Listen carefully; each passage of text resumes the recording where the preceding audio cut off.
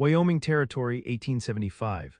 The western horizon blazed with dying light as the sun descended behind the snow-capped Tetons. Dust swirled across the streets of Prosperity, a frontier town clinging to existence between civilization and wilderness. Here in this rough-hewn outpost, 25-year-old Yates Quinn had learned one truth above all others. The frontier offered no mercy to those who opened their hearts. The young cowboy adjusted his worn Stetson as he dismounted from his chestnut gelding, boots hitting the packed dirt with practiced ease. Lean and broad-shouldered from years of hard work, Yates carried himself with the quiet confidence of a man accustomed to facing nature's harshest challenges. His clean-shaven face was tanned from endless days under the western sun, highlighting the sharp angles of his jawline and the intensity of his deep blue eyes. Those eyes had witnessed too much loss, too much betrayal to trust in anything as foolish as love. "The frontier's no place for sentiment," Yates muttered to his horse as he secured the reins to the hitching post outside the general store. "Just survival, plain and simple." The horse snorted, seemingly in disagreement, and Yates shook his head. Even his mount challenged his conviction that a man needed nothing but his horse, his gun, and enough determination to make it through each day. Sentiment led to vulnerability, and vulnerability led to heartbreak or worse, death. He'd buried enough friends to know better. What Yates wanted was straightforward, to build his small ranch into something respectable, something that would provide security in this unforgiving territory. He'd purchased a modest parcel of land along the Sweetwater River last spring, and every dollar he earned breaking horses for larger outfits went toward his dream of independence. Yet for all his practicality, an emptiness haunted his cabin's quiet evenings. Sometimes, when the wind howled across the plains and the only sound was the crackling of his modest fire, Yates fought against a longing he couldn't name, a yearning for something beyond mere survival. Inside the store, Yates nodded curtly to the shopkeeper and began selecting the supplies he needed: coffee, beans, ammunition. The bell above the door jingled, but he paid it no mind until a soft voice caught his attention. "Excuse me, are these the only fabrics you have available?" Yates turned, curiosity getting the better of him. The woman standing at the counter was unfamiliar, a newcomer to Prosperity. Her honey-blonde hair was pinned neatly beneath a modest bonnet, though a few wayward strands framed a face of striking beauty. At perhaps 22, she carried herself with a dignity that seemed at odds with her simple blue calico dress, worn but well-maintained. "I'm afraid so, Miss Valerian," the shopkeeper replied. "The next shipment won't arrive for another 3 weeks, assuming the weather holds and no bandits trouble the wagon train." The woman, Miss Valerian, sighed, her slender fingers tracing the edge of a bolt of plain cotton. "I understand, thank you anyway, Mr. Barnes." Something in her voice, a subtle note of disappointment mixed with resignation, stirred something unexpected in Yates. Before he could think better of it, he found himself speaking. "Town's small, but we get by. You new to Prosperity, ma'am?" The woman turned, her clear green eyes meeting his with surprise and a touch of wariness. "Yes, I arrived yesterday on the eastbound stage." After a moment's hesitation, she added, "Faith Valerian." "Yates Quinn," he replied with a slight tip of his hat. "If you don't mind my asking, what brings a lady like yourself to this corner of Wyoming?" A shadow crossed her features before she composed herself. "Family circumstances have changed. I've come to stay with my uncle, Dr. Henderson." Yates nodded, recognition dawning. The new doctor. "Folks are grateful he's settled here." "As am I," Faith replied, a hint of something unspoken in her tone.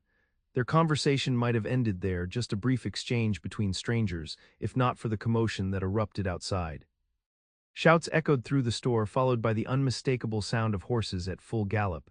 "Raiders," someone yelled from the street. "Everybody inside." Mr. Barnes rushed to bolt the door, but not before Yates caught sight of 6 riders thundering into town, bandanas pulled high over their faces and rifles gleaming in the late afternoon light. One fired a shot into the air, causing screams from pedestrians scrambling for cover. "Get away from the windows," Yates instructed, instinctively moving closer to Faith. He'd dealt with bandits before, men who preyed on isolated homesteads in small towns where law enforcement was scarce. "They'll likely hit the bank, then be gone." Faith's face had paled, but to her credit, she showed no panic. "My uncle," she said urgently, "his office is just down the street." The outlaws' voices carried through the thin walls of the store as they shouted demands. Another shot rang out, followed by the sound of breaking glass. "You can't go out there," Yates said firmly, but he recognized the determination hardening in Faith's eyes. "He's all I have left," she replied simply. In that moment, something shifted in Yates Quinn's carefully ordered world. The young woman before him, newly arrived in this harsh territory, was prepared to risk her safety for family. It challenged everything he believed about frontier survival, that self-preservation was the only rule that mattered. Before he could reconsider, gunfire erupted outside in earnest. Through the window, Yates saw one of the raiders fall from his horse, clutching his shoulder. The others returned fire toward the sheriff's office across the street. "They'll be gone soon," he told Faith, his hand unconsciously moving to the revolver at his hip. "Once they realize the law is putting up a fight, stay here." But even as he spoke, a stray bullet shattered the store window, sending glass spraying across the floor. Faith gasped as a shard grazed her cheek, leaving a thin line of red against her pale skin. Without thinking, Yates pulled her down behind a barrel of flour, shielding her with his body as more shots were exchanged outside. Her eyes, wide with fear but still resolute, locked with his. "I think," she said softly, "I may have underestimated the challenges of frontier life." Despite the danger, Yates found himself smiling. "Most folks do, Miss Valerian." The shootout lasted only minutes before the raiders, now minus two of their companions, retreated in a cloud of dust and gunsmoke.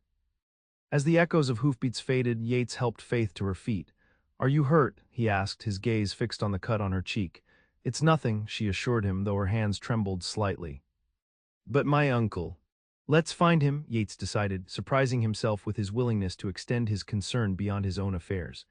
They emerged onto a street transformed by chaos, broken windows, scattered goods, and townsfolk cautiously emerging from hiding places. The sheriff and his deputy were securing two wounded raiders, while others tended to a townsman who'd caught a bullet in the arm. Dr. Henderson's modest office stood untouched at the far end of the street. The elderly physician was already rushing toward the injured, medical bag in hand. His relief at seeing Faith was evident in the brief embrace they shared before he turned to his duties. "He's safe," Faith said, the tension draining from her shoulders as she watched her uncle kneel beside the wounded man. "Thank you, Mr. Quinn." "Yates," he corrected automatically. "And I didn't do anything worth thanking." Faith touched the small cut on her cheek, her green eyes studying him with unexpected perceptiveness. "You stayed. When the shooting started, you stayed." Something in her words unsettled him, as though she'd glimpsed a truth about himself that Yates wasn't ready to acknowledge. He adjusted his hat, suddenly eager to return to the solitude of his ranch. "Anyone would have," he said dismissively. "If you'll excuse me, Miss Valerian, I should check on my horse." Faith nodded, but as Yates turned to leave, she called after him. "Will I see you in town again, Mr. Quinn?" The question hung in the air between them, weighted with possibility. The sensible answer was to tip his hat, offer a non-committal response, and ride back to his isolated cabin where complications like Faith Valerian couldn't reach him. Instead, Yates heard himself say, "I suspect you might, Miss Valerian." As he mounted his horse and rode out of Prosperity, Yates couldn't shake the feeling that something fundamental had shifted. The raiders' attack was just the sort of danger he'd always pointed to as proof that the frontier was no place for anything but hardened self-reliance. Yet Faith's concern for her uncle, her steady courage in the face of danger, suggested a different kind of strength, one born of connection rather than isolation. It was a troubling thought, and Yates was determined to put it from his mind as he urged his horse toward home. The sun had vanished completely now, leaving only streaks of purple and deep blue across the western sky. In this fading light, the empty trail stretching before him seemed suddenly longer and lonelier than it ever had before. The following weeks brought unseasonal rain to Wyoming Territory, turning the roads to mud and keeping Yates busy with repairs to his cabin's leaking roof. By the time the weather cleared, nearly a month had passed since the raid on Prosperity. He told himself his delayed return to town was due to practical concerns, the impassable roads, the work backlog, the need to check his small herd of cattle after the downpours. Yet as he finally rode into Prosperity on a clear June morning, Yates couldn't deny the quickening of his pulse when he spotted a familiar blonde figure emerging from the doctor's office. Faith Valerian had settled into her role as her uncle's assistant, it seemed. Her hair was pulled back in a practical bun, and she wore a simple dark blue dress with a white apron. She carried a basket of what appeared to be medicinal herbs, moving with purpose toward the general store.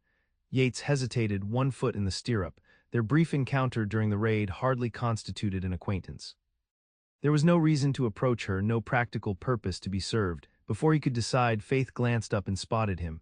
Recognition brightened her face and she altered her course to approach his horse. "Mr. Quinn," she greeted him, shading her eyes against the morning sun. "I was beginning to think you'd left the territory." "Just busy with the ranch," he replied, dismounting to avoid towering over her. "The rain caused some problems." Faith nodded understanding. "It kept my uncle quite occupied as well, several cases of fever from people caught in the downpours." She studied his face with those perceptive green eyes. "You've not been ill, I hope." "No, ma'am," Yates assured her. "It takes more than rain to trouble me." A smile tugged at her lips. "Of course, you're a man of the frontier after all." Something in her tone suggested gentle teasing, and Yates found himself unexpectedly flustered. "How have you been settling in?" he asked, changing the subject. "No more excitement like your first day, I trust." "None, thankfully," Faith replied, "though I'm told such raids aren't uncommon." "Less common than they were," Yates said. "The territory's changing, more settlers, more law." "Yet still wild enough," Faith observed, glancing toward the mountains visible beyond the town limits. "I've never seen such vastness before." "In Philadelphia, one is always surrounded by people, by buildings. Here, the land itself seems alive." Yates followed her gaze to the distant peaks. "That it is, beautiful and dangerous both." "Like most worthwhile things, I imagine," Faith said quietly, her attention returning to him. The comment caught Yates off guard. Before he could formulate a response, Dr. Henderson called from the doorway of his office. "Faith, my dear, Mrs. Wilkins has arrived for her appointment." "I must go," Faith said, sounding genuinely regretful. She hesitated, then added, "My uncle and I take our evening meal at 6. If your business in town keeps you until then, you would be welcome to join us." The invitation hung between them, unexpected and challenging. Yates had maintained his solitude deliberately since coming to Wyoming.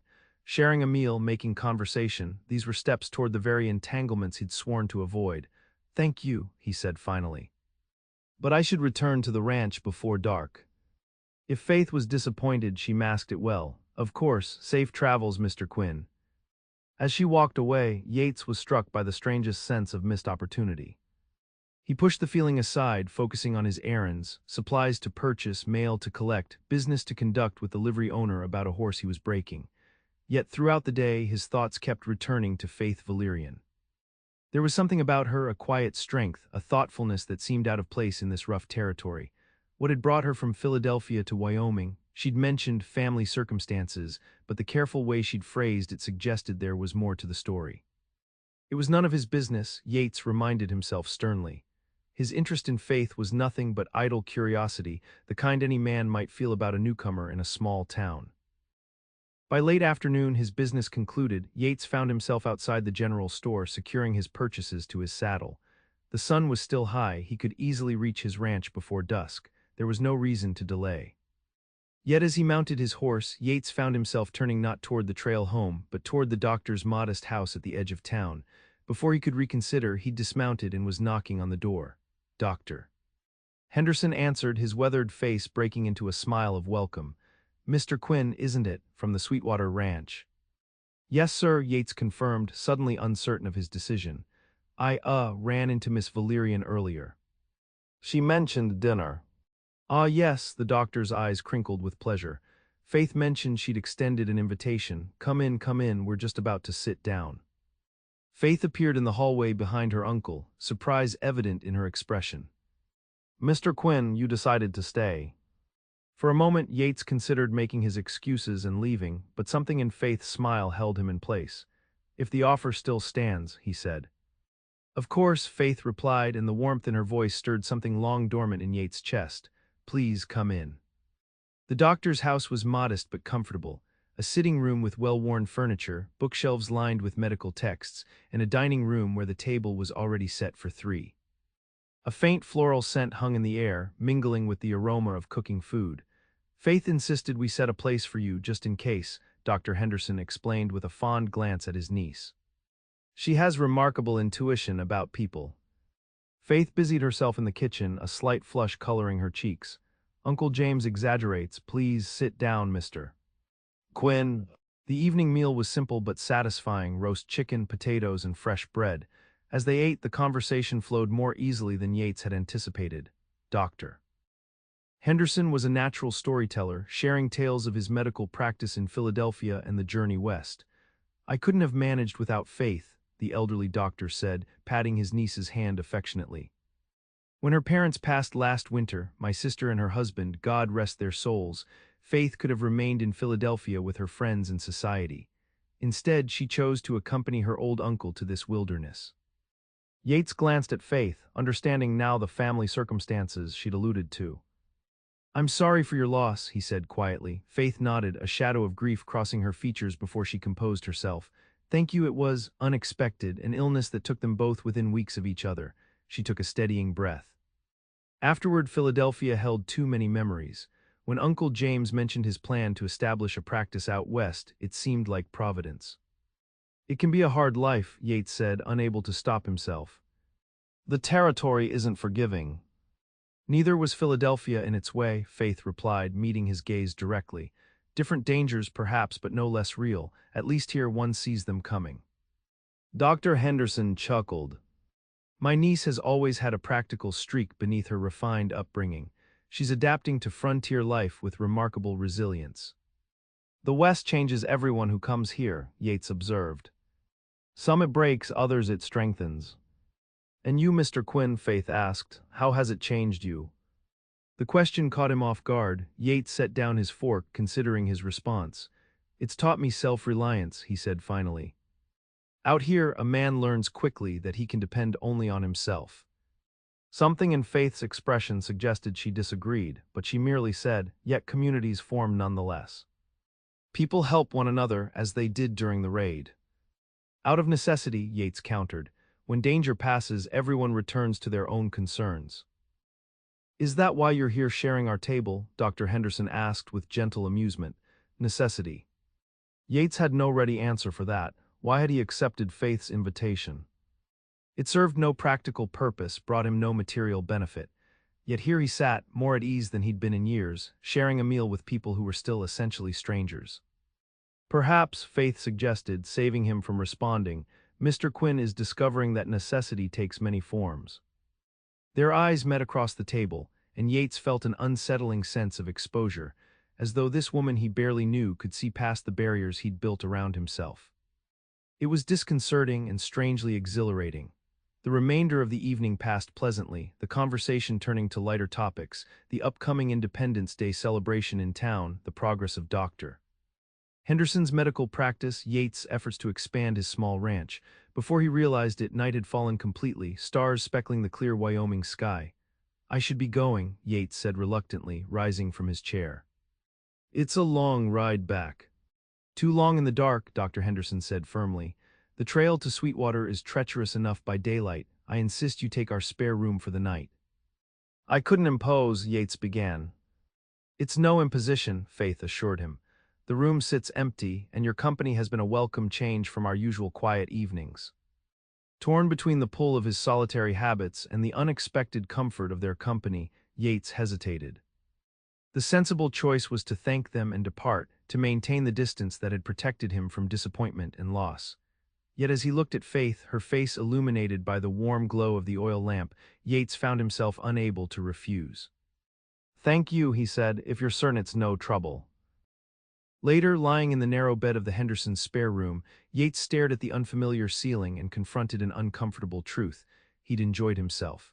More than that, he'd felt a connection to Faith and her uncle that contradicted everything he believed about frontier survival. The ease of their conversation, the simple pleasure of shared food and company, these were luxuries he'd convinced himself were unnecessary, even dangerous. Through the thin wall, he could hear Faith moving about her room, the soft sound of her footsteps, the rustle of fabric as she prepared for bed. Such ordinary sounds, yet they filled the darkness with a sense of presence, a reminder that he wasn't alone.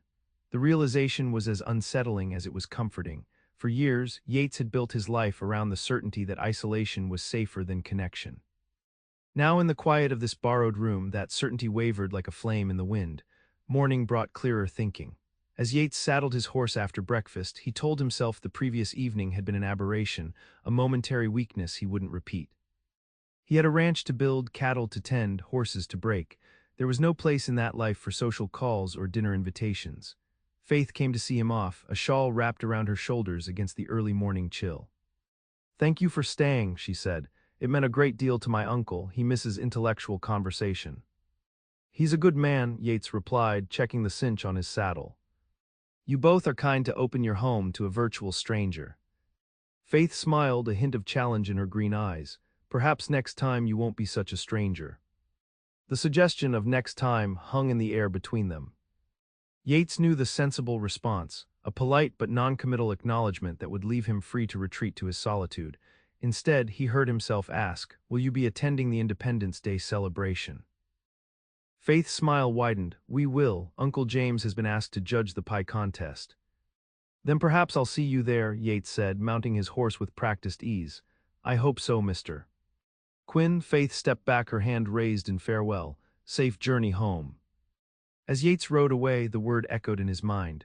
Home. He had shelter, yes, a cabin built with his own hands on land he was slowly claiming from the wilderness. But was it truly home? The question followed him all the way back to Sweetwater, persistent as his own shadow across the sunlit plains. The Independence Day celebration transformed Prosperity from a dusty frontier outpost into a vibrant display of patriotic fervor. Red, white, and blue bunting draped the buildings along Main Street. Tables laden with food stretched beneath shade trees in the town square. Children ran laughing through the crowd, waving small flags and chasing each other with the boundless energy of youth. Yates arrived mid-morning, having spent extra time on his appearance. His best shirt, freshly laundered, stretched across shoulders broadened by years of ranch work. His dark hair was neatly trimmed, and he'd taken the unusual step of polishing his worn boots until they gleamed in the summer sun. He told himself these efforts were simply respect for the holiday, but as his eyes scanned the growing crowd for a particular blonde head, Yates knew he was deceiving himself. In the weeks since that unexpected dinner at the Hendersons, thoughts of Faith Valerian had intruded with increasing frequency into his carefully ordered life. Twice he'd found reasons to visit town, supplies he didn't urgently need, inquiries at the bank that could have waited. Both times he'd encountered Faith, engaged in brief conversation that left him strangely unsettled, and ridden home wondering what madness had possessed him. Now, as the celebration's noise and color swirled around him, Yates admitted a truth he'd been avoiding. He was drawn to Faith in a way he couldn't explain and didn't welcome. She represented everything he'd determined to avoid: connection, vulnerability, the possibility of loss. Yet here he stood, searching for her face in the crowd, his heart quickening at each glimpse of blonde hair. "Mr. Quinn," the familiar voice came from behind him. Yates turned to find Faith approaching, a basket over her arm and a smile lighting her face. "I hoped you would come."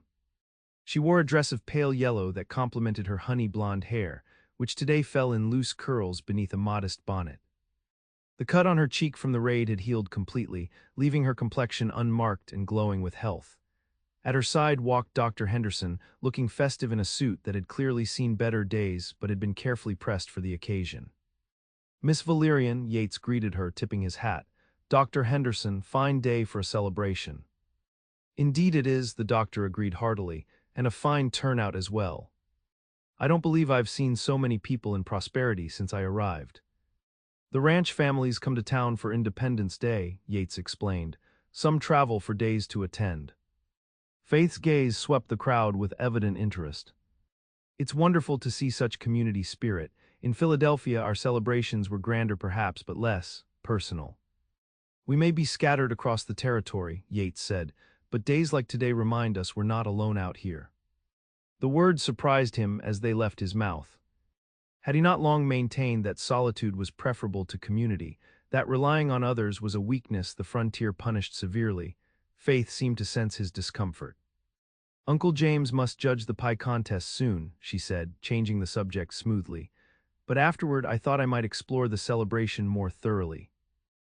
Would you consider being my guide, Mr. Quinn? As a newcomer, I fear I'll miss something of significance without local knowledge."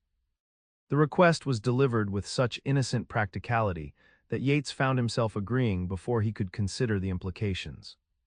"I'd be honored, Miss Valerian." Dr. Henderson beamed approval. "Excellent. I shall find you both after my official duties are complete, and Yates, my boy, I insist you call me James. Dr. Henderson makes me feel every one of my 62 years."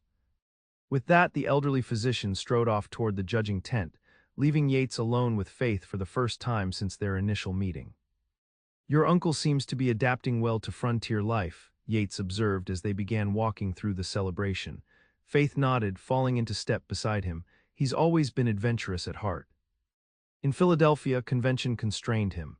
Here, he can practice medicine as he believes it should be practiced, treating anyone who needs care, regardless of status or ability to pay. Noble sentiments, Yates said, though they may not lead to prosperity in prosperity. Faith laughed, the sound clear and genuine. How appropriate that you would make that connection. Yes, we've discussed the financial realities. Uncle James has his savings, and I brought what remained of my parents' estate. We'll manage. Yates glanced at her, struck anew by the contradiction she presented. Raised in Eastern comfort, bereaved and transplanted to the harsh Wyoming Territory, yet here she walked with confident steps, unafraid to face an uncertain future. And you, Miss Valerian, do you share your uncle's pioneering spirit? Faith considered the question, her pace slowing. I believe I'm discovering it, she said finally. In Philadelphia, my path seemed predetermined, marriage to someone suitable, a comfortable house, children, social obligations. A perfectly acceptable life, but one I would inhabit rather than create.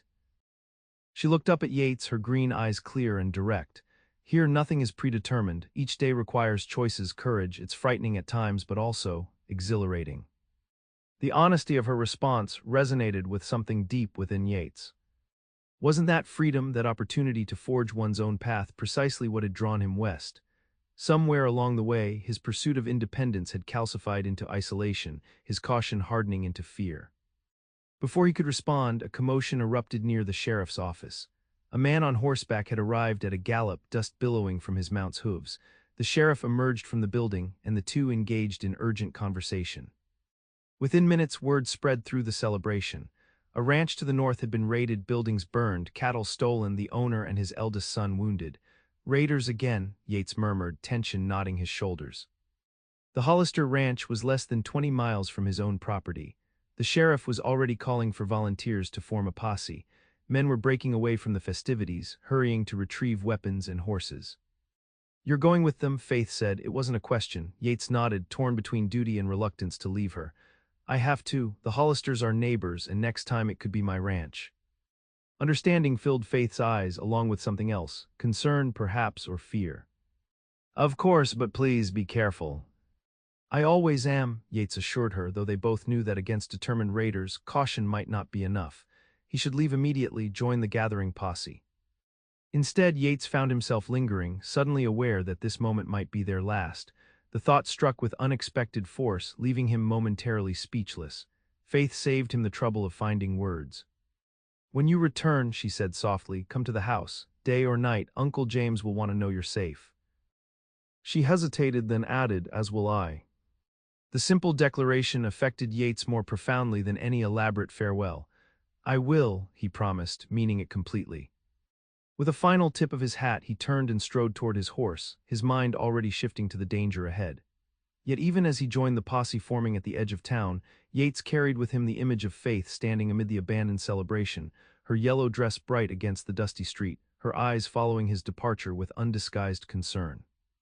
The trail led north through increasingly rugged country. 20 men rode in the posse, grim-faced and determined, Winchester rifles balanced across their saddles.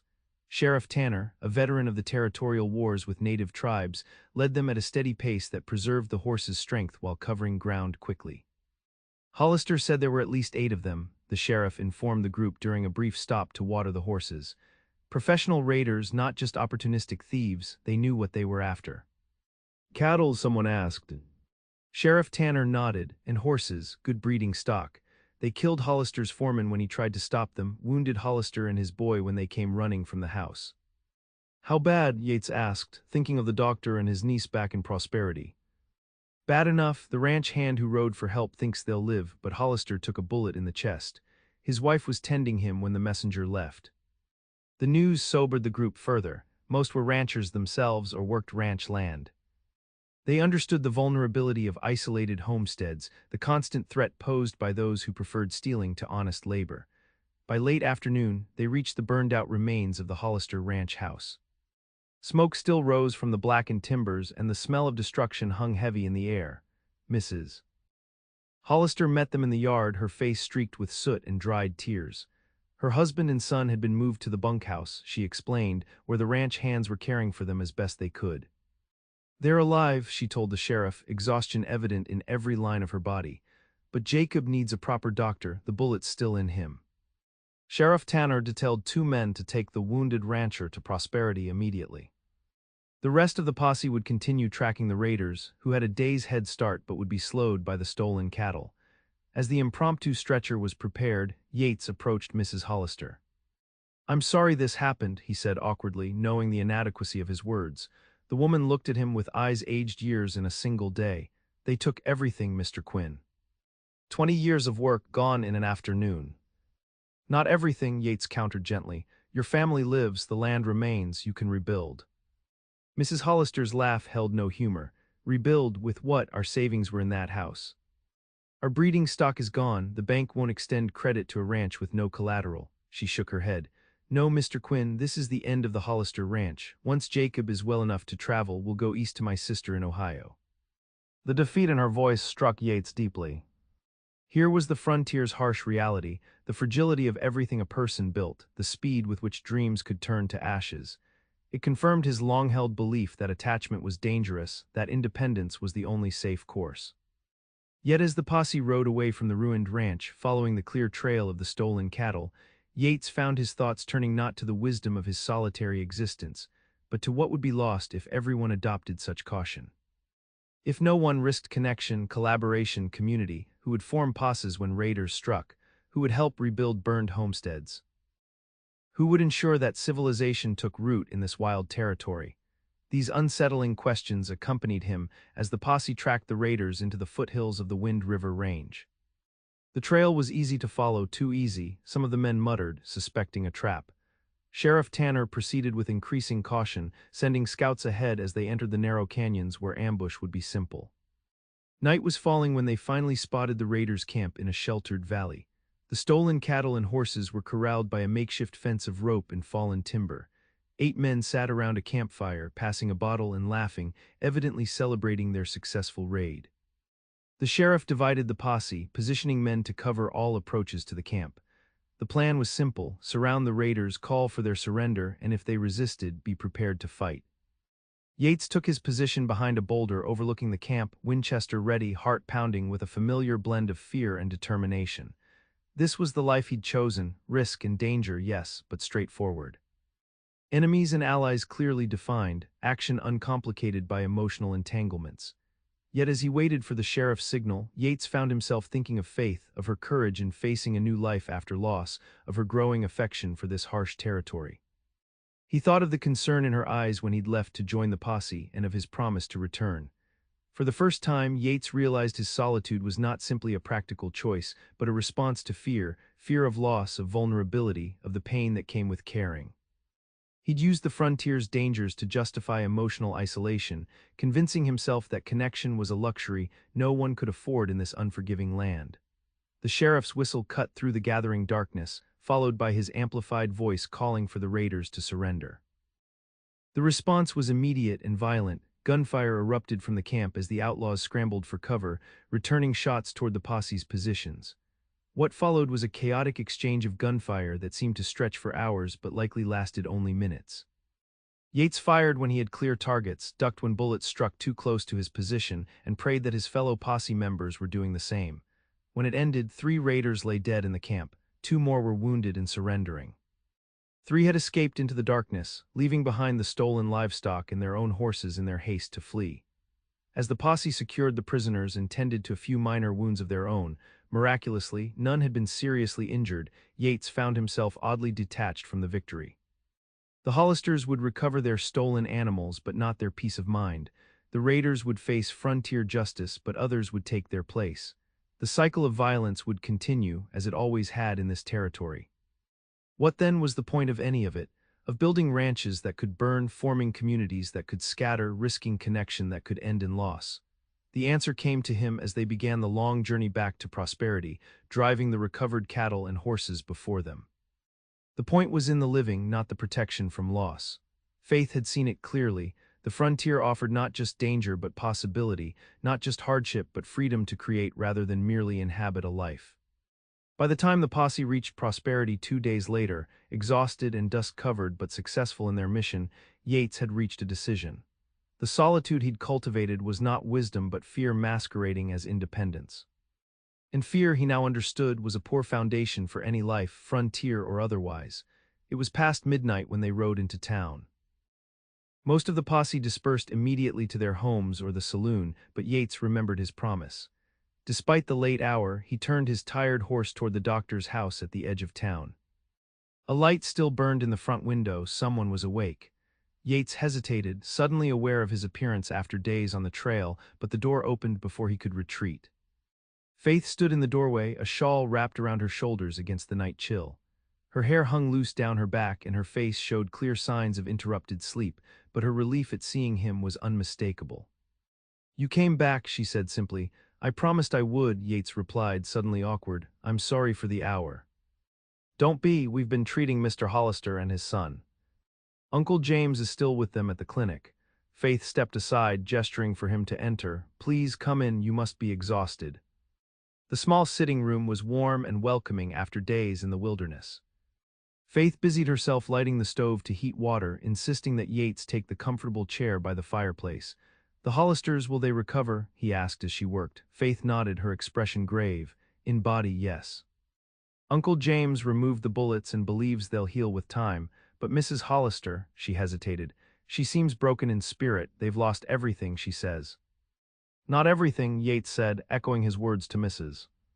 Hollister days earlier, but nearly enough. They plan to leave the territory once the men can travel. Faith sighed, setting a cup of coffee before him. "I understand their decision, yet it saddens me. To surrender one's dreams after such investment of hope and labor, it seems a second tragedy after the raid itself."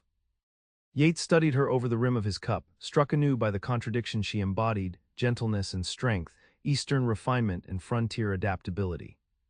"Many would call it sensible," he said carefully. "The territory breaks more dreams than it fulfills."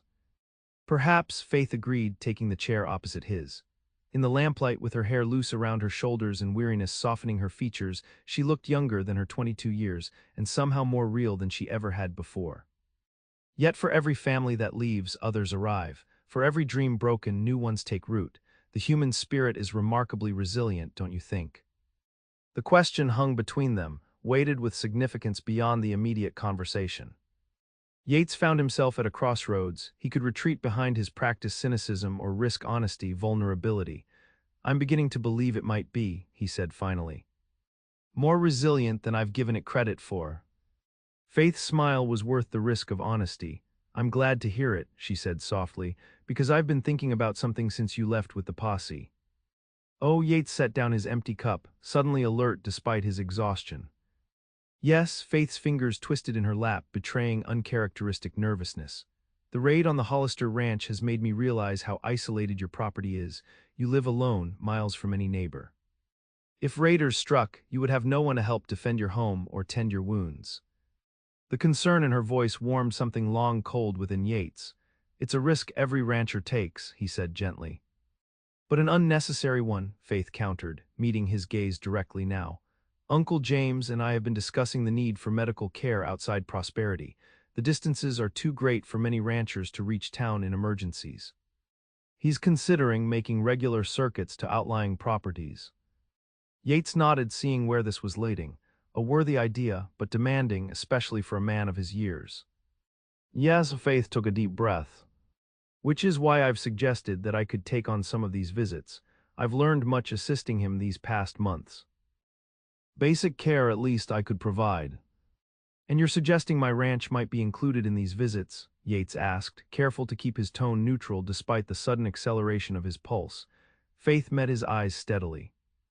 "I'm suggesting it might be the first stop on such a circuit, and that perhaps if it seemed beneficial to both parties, those visits might become more regular, more personal." The directness of her proposal, for that was what it was beneath the practical framing, left Yates momentarily speechless.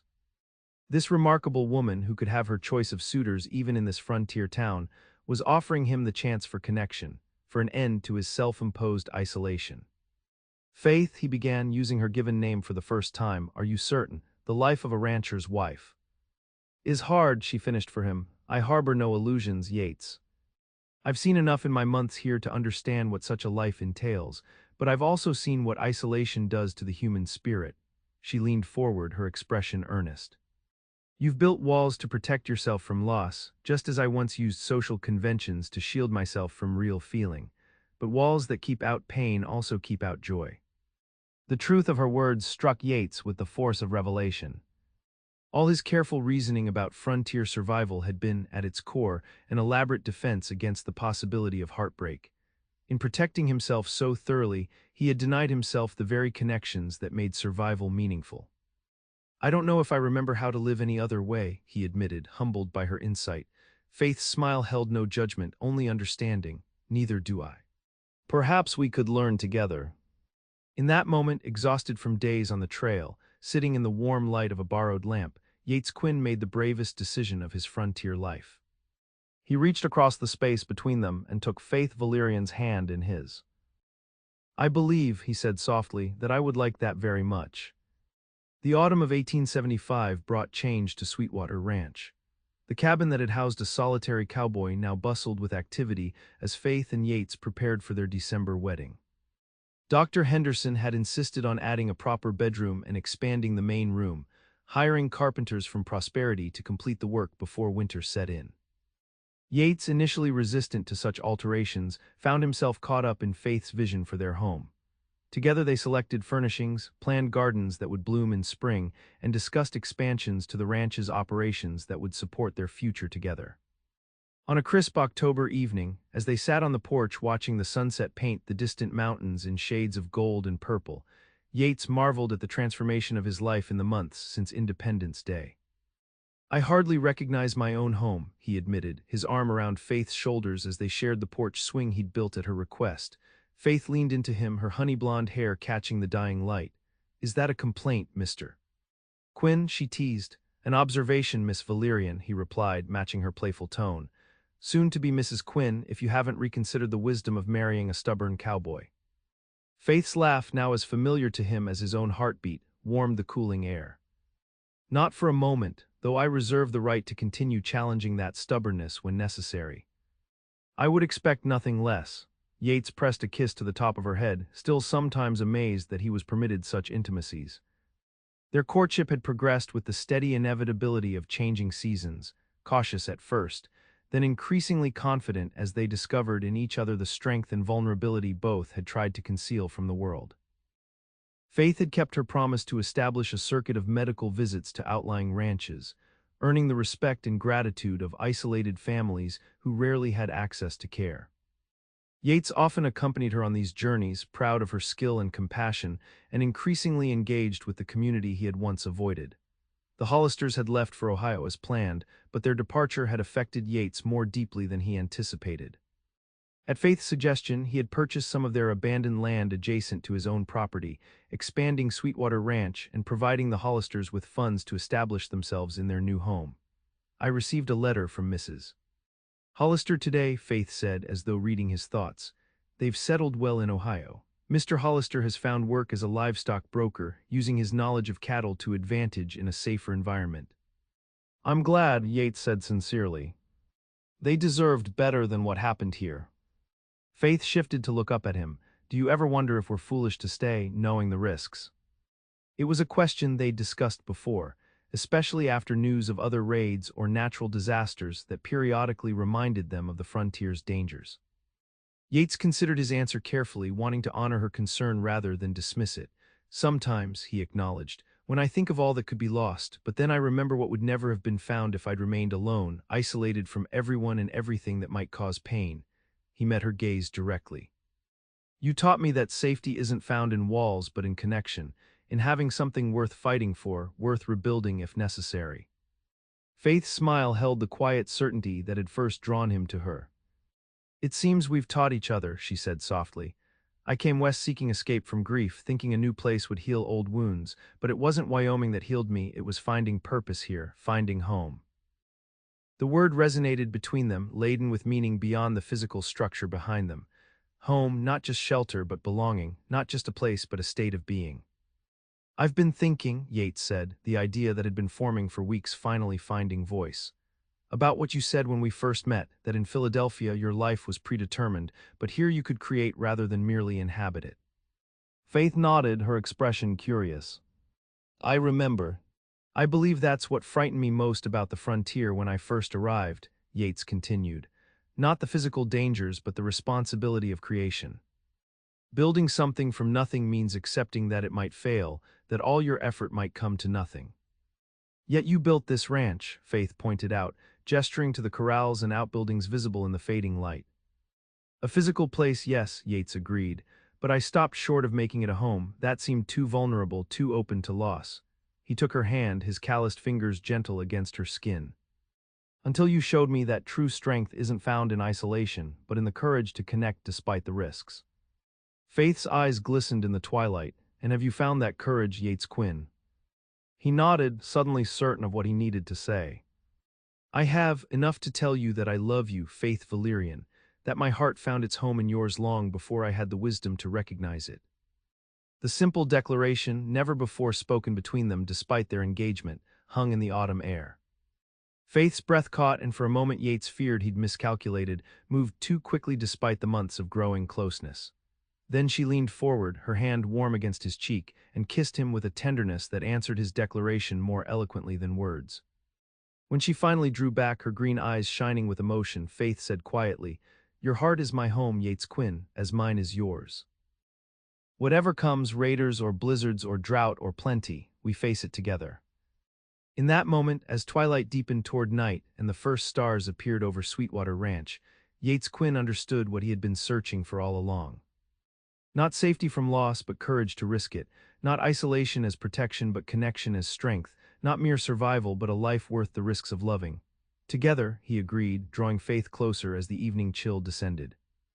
And in that simple word, that promise of shared days and nights, joys and sorrows, Yates recognized the truth that had eluded him until Faith Valerian rode into prosperity on an eastbound stage. Home wasn't a place at all, but a heart brave enough to love despite the frontier's harsh realities. And in finding that truth, Yates Quinn had finally found his way home.